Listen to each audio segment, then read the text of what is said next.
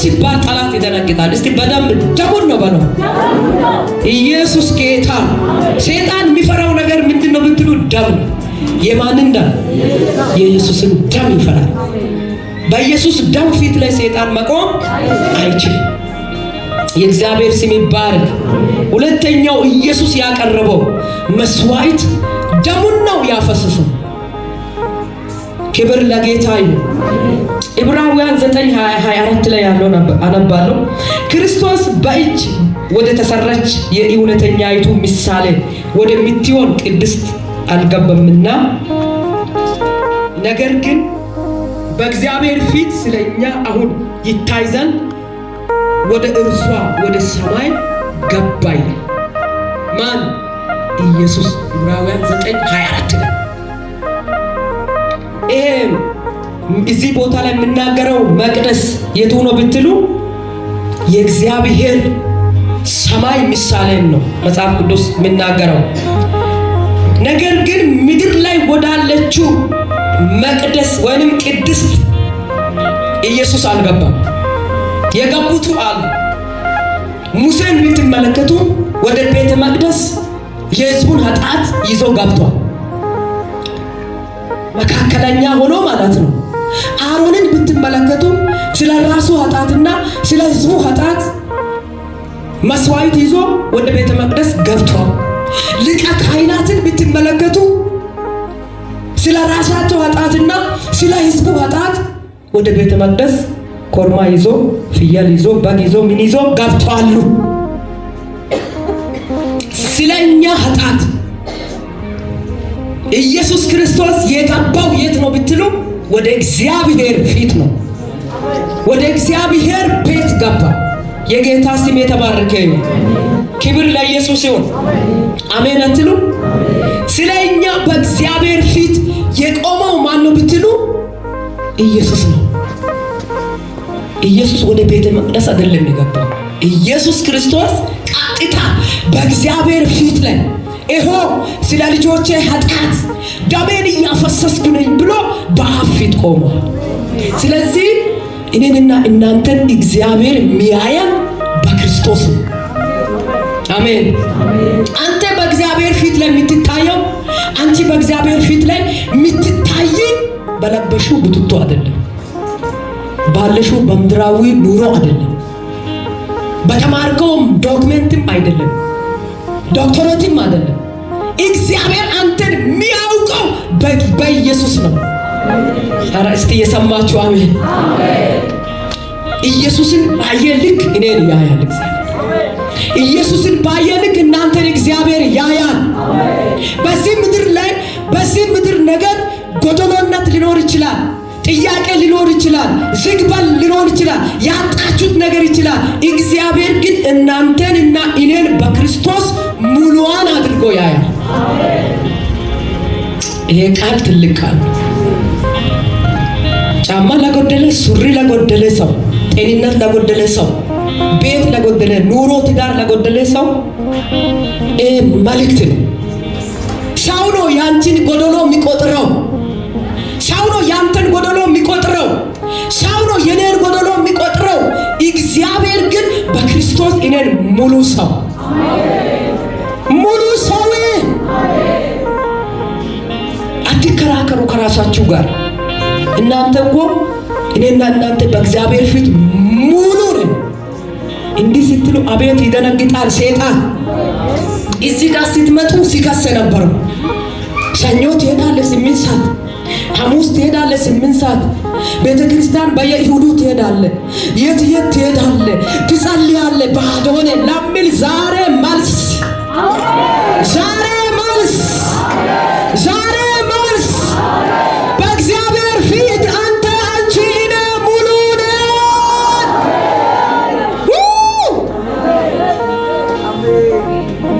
ቤት ውስጥ ምናልባት አንድ እንጀራም እኮ ሳታስቀሩት ይመጡ ይሆናል። እዚሁም ጋር ማታ የሚበላ እራት የሌለ ሰው ሊኖር ይችላል። ማታ አንዴ ጎርሶ ውሃ ጠጥቶ እሰይ ብሎ የሚያድር ሊኖር ይችላል። የማያድር ባዶ ሊያድር የተቀመጠ የኪራይ ቤት ክፍያ ያጣ፣ ልጆቹን የሚያሳድግበትን ያጣ፣ ልጆቹን የሚያበለ ትምህርት ክፍያ የሚከፍልበትን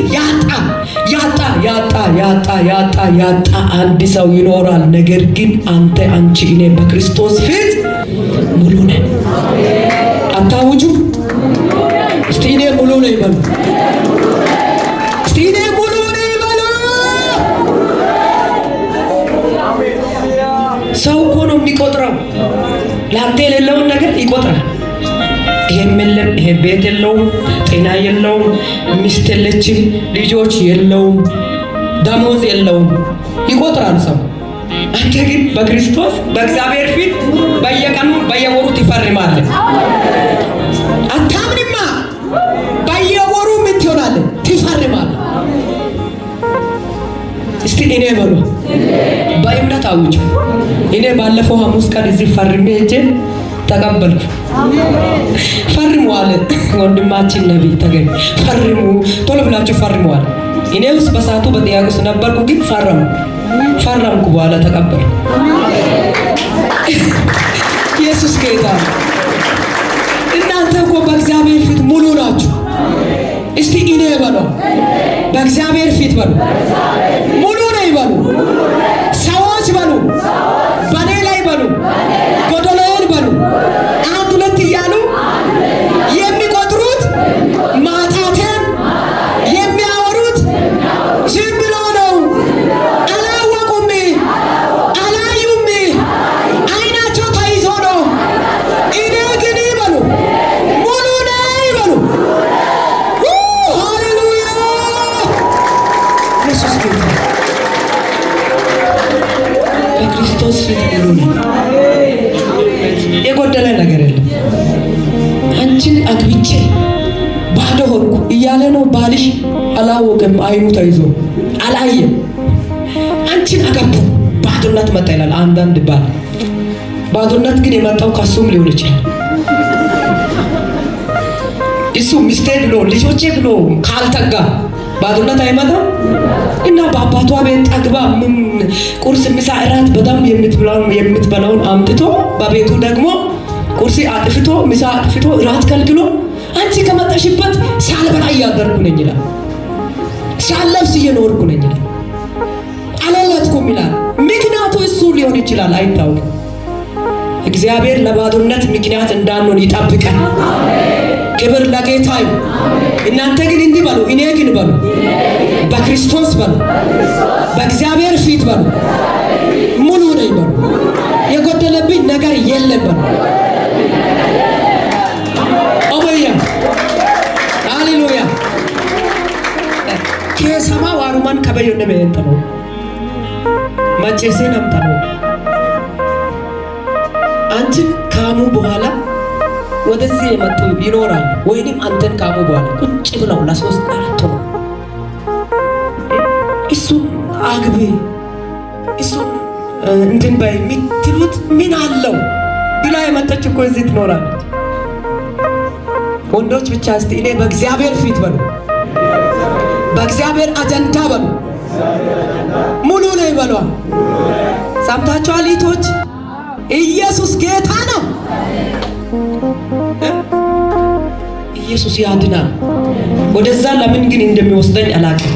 እኔና ባለቤቴ ስንጋባ ኪራይ ቤት፣ ለዛም ኪራይ ቤት ራሱ እንዲህ የሆነ ደሳሳ ያኔ እኔ ቸርች ላይ ተቀጥሬ ሙሉ ጊዜ 200 ነው የሚከፍለኝ። ከ200 20 ብር አስራት ይቆረጣል። 180 ብር እጄ ላይ ይገባል። በኪራይ ተጋባን። እንግዲህ ብዙ አውሎ ነፋስ ተነሳ። ምን ይባላል ሁሉ ተብለናል። በቃ ቤት የለውም ለምን ትሄዳለች? ደሞዝ የለውም ለምን ታገባለች? ስራ የለውም ለምን ታገባለች? በጌታ በኢየሱስ እኔ የሚሆነውን አጣውና፣ ምክንያቱም ከእግዚአብሔር ስለሰማው ቤተሰብ ተነስተዋል፣ በተቃውሞ ጓደኛ ተነስተዋል፣ አልፎ ሌሎችም ማለት ነው። ያን እኔ በሰላም ሲሄድ ያልጠየቀኝ ሁሉ ከተስማሙ በኋላ መጽሐፍ ቅዱስ ከወሰጥ በኋላ ነገሩ ካለቀ በኋላ ሊጠይቅ ይመጣል። ሀብታሙ ማለት ነው።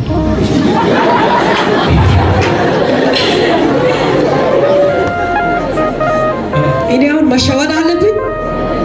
መሸወድ አለብኝ ወይ? አጠገብ ላይ ያለውን ሀብት አይተሽ አትሸወጂ። ኢየሱስ ጌታ ነው። ሀብት አይታችሁ አትወሰዱ። ሀብት እኮ የሚረግፍ ነው፣ የሚቀር ነው። ይሄ ቃል ካለ አቤት ያኖራል፣ አሳምሮ ያኖራል፣ አክብሮ ያኖራል፣ ከፍ አድርጎ ያኖራል፣ ስም አውጥቶ ያኖራል፣ ደረጃ ጨምሮ ያኖራል፣ በር ከፍቶ ያኖራል፣ ሐሜተኞችን አሳፍሮ ያኖራል። ኦ ሃሌሉያ! ኢየሱስ ጌታ። ስለዚህ አታግቢ የሚል በቃ መጽሐፍ ቅዱስ እንዲይዤ ለቤተሰቦቼ ማለት ነው። ቤተሰቦቼ ሚሉትን ብለዋል። ልጆች ወልደሽ አንዱን ጀርባ ላይ አንዱን እጅ ላይ ይዘሽ እኛን ለማስቸገር ነው አይደለም ማለት እግዚአብሔር ያልኩኝ። እኔ ቤተሰቦቼ ጋር አንድ ቀን በችግር ምክንያት አንድ ምሽት እንዳላድራ እውነት እስከዛ ቤተሰቦቼ ጋር እኔ ተቸግሬ ቂጣ እንጀራ አጥቼ ልጆቼንና እኔን አብሉ ብዬ አንድ ቀን አድሬያለሁ ከተጋባንበት።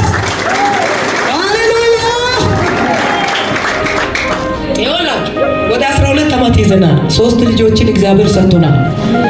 ምን ልላችሁ ነው? እኔ እንዲያ መጽሐፍ ቅዱስ ነው የወሰድኩት። እኔ ደግሞ ብልጥ ነኝ።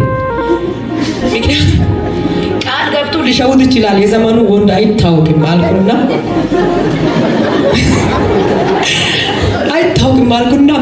ምን ልስጥሽ አለ። ስልክ ወይስ ልብስ አለ። መጽሐፍ ቅዱስ ስጠኝ። ከመጽሐፍ ቅዱስ ውጪ እኔ ቀድሜ አልወስድም። መጽሐፍ ቅዱስ ሰጥቶኛልና ነበረኝ። ስለዚህ መጽሐፍ ቅዱስን አነሳው። ይህንን መጽሐፍ ቅዱስ ወስጄ ዛሬ ደግሞ እከሌ አለው ስለተባለ ቃሌን ቀይሬ ቤት የለውም ደሞዝ የለውም ስራ የለውም ስለተባለ ይሄን ቃል ረግጬ አላቅበም። ስሙ፣ ይሄ ቃል ካበላኝ በላለሁ። እንደውም እኔን አስርቦኝ ቤት ከልክሎ ከገደለኝ ሞታለሁ፣ ሄዳለሁ። በቃ ቁርጥ። የወረኛውን አፍ የምትዘጉት ይሄን ቃል ስታነሱ። ቃሏን ካነሳችሁ ወረኛው ጸጥ ይላል፣ ምንም አይልም። ብለሻል ይሁን። ታዲያ ዛሬ ምን አጣ? አንዳንዶች እዚህ ጋር አይታችኋል። ኤልሸቱ ነው አይደለም? የዘመኑ ቤት ኤልሸቱ ቤት መንገድ ዳር ላይ ገና እዛ መንገድ የሚሄዱ ሰዎች የሚያዩትን እንዲቀና ያለ ቤት በቃ መኝታ ክፍል አለ፣ እቃ ክፍል አለ፣ ማረፊያ ክፍል ነበረ። አፍርሰን ሳሎኑ ቸርች ይመስላል። ኢየሱስ ሰጪ ነው። እናንተ ኢየሱስ ጋር ጠጋ ብላችሁ ጉስቁልና የለም። ኢየሱስ ጋር ጠጋ ብላችሁ ማጣት የለም። ኢየሱስ ጌታ። አሜን። ይሄ ማለት ደግሞ ዝም ብለህ የሆነ 4 ጃርካን 2 ወንበር ለኪራይ ቤት የምትከፍልበት ገንዘብ ሳይኖርም አግባ ማለት አይደለም። ይጋብዳል። አንዳንዱ እንደዛ ያስባል። እምቢ ካለ በዚሁም ይዞ የሚሄድ አይጠፋም። ምንም ቢቶን 180 ብር ቢቶንም አለች። እሷን ነው እግዚአብሔር ይወርድ። አሁን ብዙ ነው። አሁን ቃለ ሕይወት በደንብ ይጨምራል አይደል? ብዙ ነው። እና ምን ልላችሁ ነው? እግዚአብሔር አምላክ ባለበት ላይ ጉድለት የለም ወይንም ጉድሎነት የለም። ባለቤት የራሱን አገልግሎት እያገለገለ ከኔ የተሻለ እኔ በወር ነው የሚያገኘው፣ እሱ ግን በየቀኑ በስልክም ያገለግላል፣ በአካልም ያገለግላል። ተደውሎ ይህን ያህል ውሰድ ይባላል፣ አብረን እንበላለን። የሱን በየቀኑ የኔን በየወሩ። ኢየሱስ ያድናል።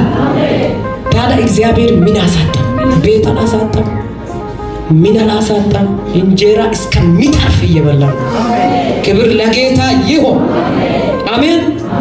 ኢየሱስ ጌታ ነው። ዛሬ ምድረ በዳ አይታችሁ ነገን አትወስኑ። ልብሽን ሞልቷል፣ ዛሬን አትመልከች። እሺ በል። ልብህን ሞልቷል፣ ምድረ በዳን አትመልከት። ዛሬን እግዚአብሔር ይቀይር፣ ነገን እግዚአብሔር ይቀይራል። የጌታ ስም የተባረከ ይሁን። ኢየሱስ ክርስቶስ የሰጠው ወይንም ያቀረበው መስዋዕትነት ሁለተኛ ደሙን ነው ብለናል። በደሙ ውስጥ ሁሉ አለ። ደሙ ኃይል ጉልበቴ፣ ደሙ ስር መሰረቴ፣ ደሙ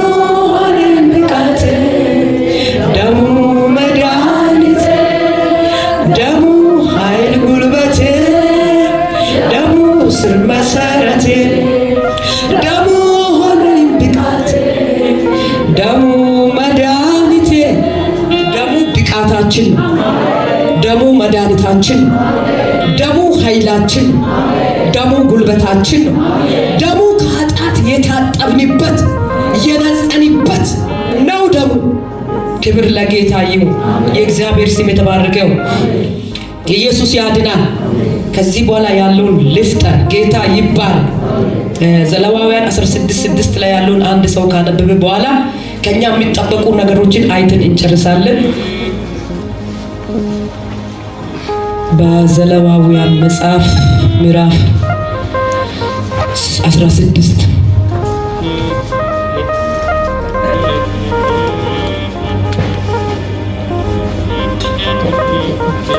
ኢየሱስ ዕብራውያን 9:19 አነባለሁ።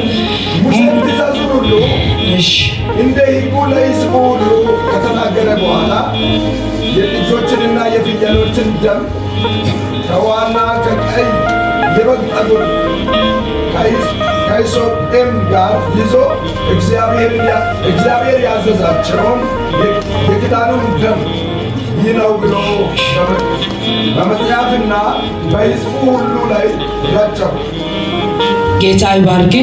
በሕዝቡ ላይ ምን አደረገው? ረጨው። እስቲ ረጨው በሉ። አዎ፣ በምትረጨው ወይንም በምንረጨው ምን አይል?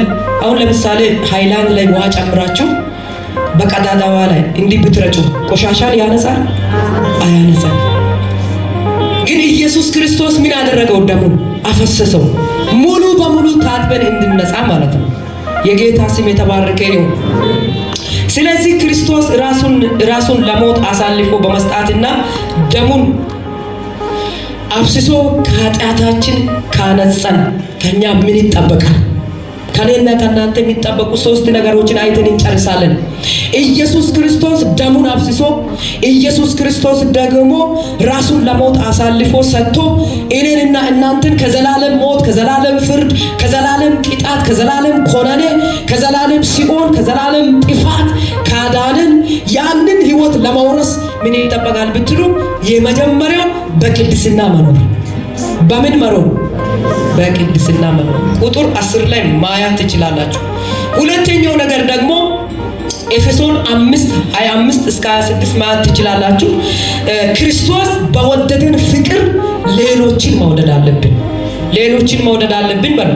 ሶስተኛው ላይ ትንሽ ተናግሬ እጨርሳለሁ። ሶስተኛው ላይ መጨረሻው በውስጣችን ባለው በምናውቀው በእግዚአብሔር ሕግ መሰረት መኖር አለብን። ውስጣችን ላይ የማን ሕግ አለ? የእግዚአብሔር ሕግ አለ። የእግዚአብሔርን ሕግ እናውቃለን። የእግዚአብሔርን ስርዓት እናውቃለን። የእግዚአብሔርን መንገድ እናውቃለን። የእግዚአብሔርን እውነት እናውቃለን። በዚህ ሕግ መሰረት ምን መሆን አለብን? መኖር አለብን። ሌሎች የእግዚአብሔር ሕግ በውስጣቸው ላይ ስለሌለ ወይንም ስላልነበራቸው ወይንም ስለማያውቁ ክፉ ስራ ይሰራሉ።